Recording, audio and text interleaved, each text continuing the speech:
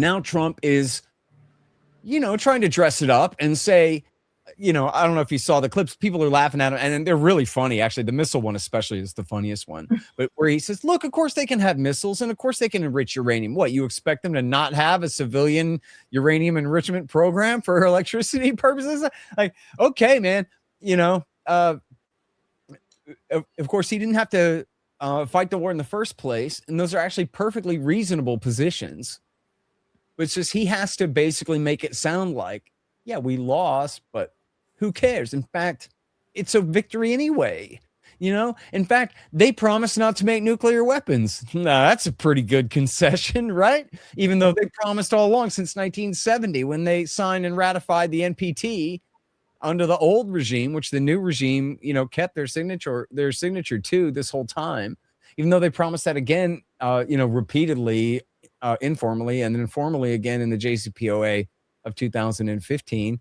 Like, fine, you got a big promise there. And then, so now here's the problem, of course, is the state of Israel and their ability to restart the war in Lebanon essentially at will, or turn it up and down. It's not like it's over yet. They're still occupying territory there, and they're lobbying the United States of America, which is still extremely powerful. Although more and more, it's sort of the reverse Midas touch. They give financing to a candidate, and then it becomes like a mark of shame, which thank goodness for that, and more of that, please. As we just saw some pro AIPAC or maybe candidates that AIPAC was pro all lost yesterday in New York, which unfortunately it was more commie types winning. But that's what's so bad about the centrists, is they are warmongering Zionists. And so, if you want to prevent America from going commie, you liberals need to abandon imperialism today. It's an emergency. It's the war that's bringing you down. It's the killing people that's bringing you down for real. So anyways, then, like, I don't know, man, can Trump dress it up and climb down enough? And is he really willing to restrain Netanyahu? And will it take a fight between him and Netanyahu where he has to stomp his foot or like threaten that, like, look, man, I really will cut you off, and I really will tell all the people about all that stuff that we know about you, and or whatever. You know what I mean? Like, I don't think he's really willing to do that. And quite frankly, I think they're still friends and mostly choreograph this stuff. They, for political reasons, both of them have to be able to find some political distance from each other here. Netanyahu doesn't want to have to tell his people he lost the war any more than Trump does. So he's now blaming it all on Trump, that like, oh, he's trying to make me stop. I guess, maybe I'll have to or whatever. And then they all, his cabinet, other people want to excoriate Trump for that. But look, the professionals in the IDF must be telling Netanyahu the same thing that the Pentagon's telling Trump, which is, hey, man, we lost, pal. So, like, what are you going to do? We can't restart the war. We don't have enough interceptors. They still have way more interceptors than we've got interceptors. So what? We're overwhelmed here. We're stuck. They know that absolute military reality, and that's what they're up against here. So I don't, at the end of the day, Netanyahu is horrible, but is he totally unreasonable in the face of America telling him, hey, man, it's time now to dial this down? I would even possibly be willing to speculate. I don't know this at all, but like, to me, it's even possible that the Americans and the Iranians have an understanding that it's going to take a little while to get the Israelis under control, but let's just keep going with our talks anyway, and we'll figure that part out. The Iranians they talk tough sometimes, and they have played hardball some too, but they also seem to be pretty tolerant of maybe letting the last little bit of Israel and Lebanon play out as they finish the discussions with the Trump people. Oh, and then I'll shut up after raising this point, and I don't know if you guys want to talk about this or something else, but there's also, of course, the major questions that remain unresolved. The primary motive of the war, supposedly, not the attempted regime change, but the destruction and the complete taking offline of Iran's, not just their civilian nuclear program, but especially their uranium enrichment. And that is what still remains to be solved. And they have adopted a so-called roadmap for the talks on the having of talks toward resolving that issue. But it's not going to be that easy. Although it may be easier than than even skeptics would think, in the sense that it is true that Israel, and especially America's war against Iran last year in June of 25 really did set back their nuclear program in significant ways, which I could elaborate on, but in a way that it made it easier for them to climb down. Because what the hell, they're a nuclear bluff, their semi-nuclear latent deterrent sort of bluff had been called itself. And so, like, if you remember, on the eve of the war breaking out in February, the Omani negotiator, who was, they were talking in between, the Americans and the Iranians were in Oman, but they were passing messages back and forth from room to room. And the Omani negotiator came out and said that this is the day before the war, said that they were willing to suspend all uranium enrichment for between 3 and 5 years, which was huge compared to, their position in the JCPOA. And then they started the war against them the next day anyway. In fact, maybe because Witkoff was making such progress that they were like, oh no, and had to launch the war, right? Just like when David Koresh started writing down his final interpretations of the 7 Seals, that was when they sent in the tanks, because he was going to give up, in 2 days or whatever. He was almost done. Let me ask you on that point. I'll get to the nuclear issue in a second, and also I think we should talk about Hormuz, because I think that that's still an outlier in all of this as well, in terms of the final settlement of this. But really, I think that the first point of the MOU, which is Lebanon included, we don't see really any movement by Israeli officials, be they politicians or military personnel or people in the bureaucracy, who are saying that they want to withdraw. Everybody is saying that they must stay in, and many are saying we got to continue.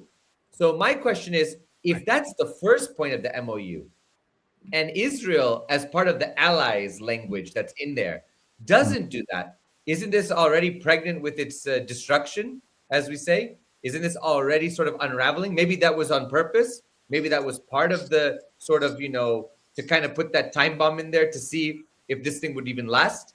What do you think? Well, yeah, and those two things are tied together, right? That there's a possibility here that this was always basically a scam to get Iran to loosen up on the strait and then go ahead and screw them over. But it's just Lebanon. It's not their home country. It's just Hezbollah and them over there. And so hopefully maybe they'll then be reluctant to clamp back down on the strait, after giving up that leverage. But of course, they have to have calculated that going in, right? Did they know that? And look, man, so much of this has to be speculative, and I don't want to do too much of that. Like, I really don't know. But I guess what I'm saying is that, like, the proper questions for us to be speculating about, at least, is to what degree is Trump going to be willing to tell the Israelis no, and that he really damned means it, and that they have to stop in order for him to get what he wants, which is more important than what they want. And like that, presidents don't usually do that. But see, what happened is, they got in this car and then crashed it. So, you know what I mean? Again, this, like I was saying before about the IDF I'm speculating on this too, but they must be telling Netanyahu the same thing the Pentagon's telling Trump, that like, well, it didn't work. So now what? And they have to deal in that reality that now what, dude? You didn't pull off the thing that you were trying. So he shouldn't have to, really whip Netanyahu into shape. That's why I guess I sort of still speculate that he's letting Netanyahu and the IDF still have however much leash in Lebanon for the time being, and that maybe their real final withdrawal might even have to wait until the final deal. And that possibly the Iranians even are willing to accept that. I mean, they are talking now anyway, and the violence stopped. I mean, I read antiwar.com this morning, and they killed some people yesterday. So I don't know if they killed anybody more today, but I think they did. They attacked southern Lebanon again. But there are talks happening between Israel and Lebanon in Washington, D.C., and they are not going well. Some sources saying that they're actually no steps forward, but 2 steps back. I think that the Israeli ambassador said, we are in a train wreck. And the Times of Israel is saying that yet Shell later laid into Donald Trump's administration over its willingness to include the ceasefire in Lebanon as part of the MOU on Tuesday. And so that yesterday, I guess there was another big blow up in the in DC. That fits with the possibility that, like, you know, on both sides, they have to play their politics and they can say things, you know, that I don't put too much stock in just them bickering back and forth. You know what I mean? And in fact, I guess I still, by default, I presume that Trump and Netanyahu get along just fine.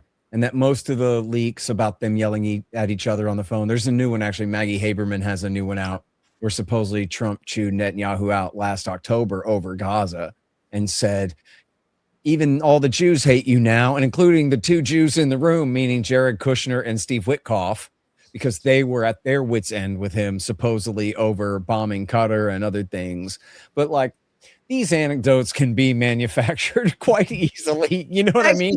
Netanyahu hugging and kissing after that. But I mean, at the same token, I could also see them being like, why the hell would you bomb Qatar? Like, we have some business interests over there. Okay, moving on. You know what I mean? Like, it could just be totally taken out of the context and kind of blown up that way. But I mean, it's no secret that Qatar and Saudi have so much money poured into Kushner that at least he has to say something like, hey guys, let's avoid bombing them. That might have been like a $10 million check right there that like, okay, I do have to say one thing at this meeting just to check a box here and cash a check. Well, yeah, so I don't know. I guess I would say that here's an extra little thing in it, is that Vance is running the negotiations, not Marco Rubio, and he has a real interest in ending this, if only for his own political good, that he's the one who started ending it and has to be able to be seen carrying a victory here, which, you know, compare that to Hillary Clinton going, come on, Obama, you got to invade Libya for me. I'm going to run on it in 2016. I need this war, please. Vance is trying to run on ending one. So like, you know, we got to grade these things somewhat on a curve, but, look, it is solvable, guys. But the problem is, at the end of the day, two major things have to happen. America, Donald Trump basically has to go to back to the status quo, which is America accepts enrichment only with intrusive inspections and lots of reassurances. And then Iran retains their half-assed nuclear capability for what it's worth, right? Their latent nuclear deterrent, which, as we just saw last June, when Donald Trump called their bluff on it, they weren't able to do anything about it. And he took their major enrichment facilities offline. So, for what it's worth, they're going to keep some enrichment and they're going to promise not to do anything military with it. And Trump's going to have to accept that. And also, he's going to have to explain to Netanyahu that these are the limits of the Netanyahu doctrine, pal, right? There's only so much we can do for you. And I don't want to hear it about it ain't enough, because I went ahead and I did the big one for you that you were demanding and that nobody else would do. And I tried it and it didn't work. So now shut up. I mean, he's going to have to do that, or even just get Netanyahu to agree.